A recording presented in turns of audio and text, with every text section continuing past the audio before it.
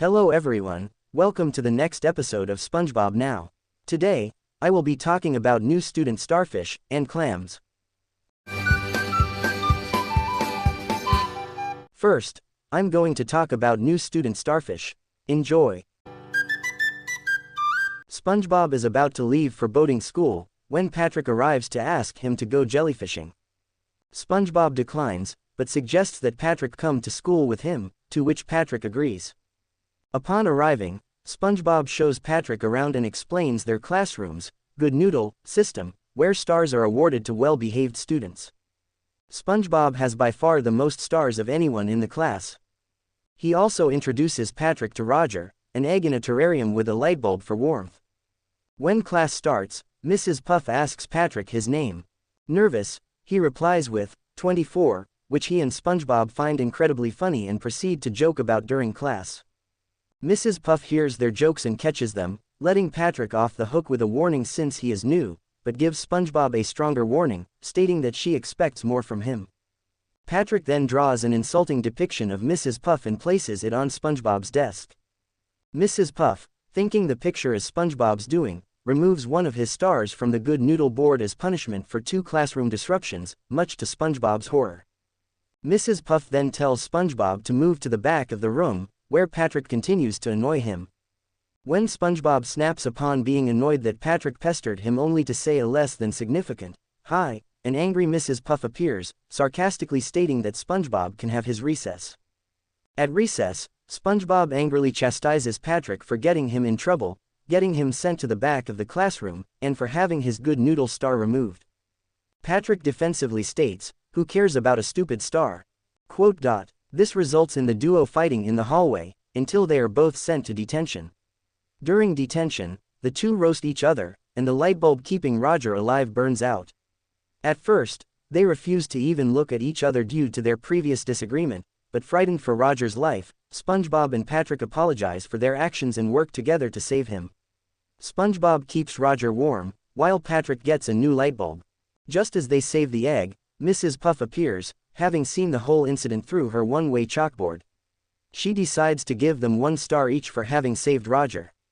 Patrick then states that he has mistaken boating school for Spanish class. After Patrick leaves, Roger hatches from the egg, presented as a live-action chick, and asks what he missed. Next, I'm going to talk about Clams. Enjoy. The episode starts at the Krusty Krab where a customer is struggling to decide what he wants to order and asks Squidward what he likes best. Squidward states that he hates everything on the menu, but at SpongeBob's suggestion, he orders coral bits for $1.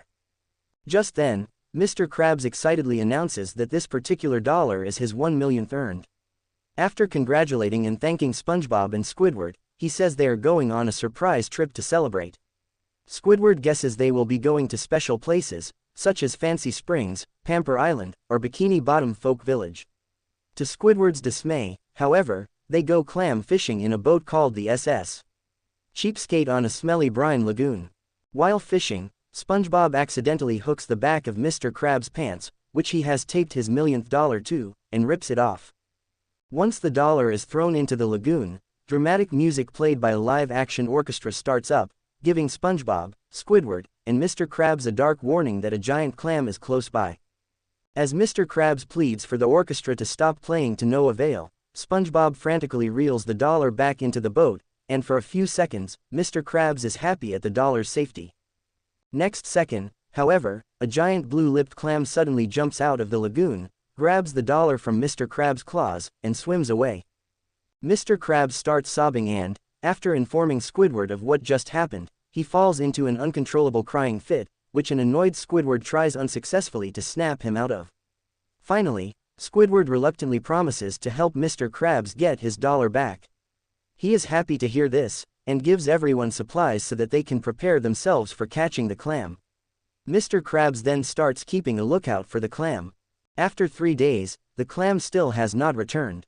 SpongeBob and Squidward have grown tired of waiting, so they try to fool Mr. Krabs by giving him an ordinary dollar out of Squidward's wallet, which was all crumpled up, torn slightly, soaked in the lagoon, and kissed up with coral blue No. 3 semi-gloss lipstick that SpongeBob used it. Mr. Krabs sees through their scheme and states that he will give a sandwich to whoever retrieves his dollar. He goes so far as to toss the other sandwiches and the entire fridge into the lagoon, making the sandwich the only piece of food on board. Squidward and SpongeBob realize that their boss has succumbed to madness and try to escape, only for Mr. Krabs to catch them and use them as bait for the clam. Soon, the dramatic music starts again, with Mr. Krabs being the conductor. The clam advances toward the boat with Mr. Krabs' dollar lying on his tongue. Mr. Krabs jumps onto the clam's tongue and grabs the dollar, only for the clam to shut its mouth and dive back into the lagoon. SpongeBob and Squidward are distraught until Mr. Krabs' head pops out of the lagoon. He reveals that he and the clam fought until Mr. Krabs agreed to trade his entire body, minus his head and arm, for the dollar. Thanks for watching. Subscribe for more videos. Goodbye everyone.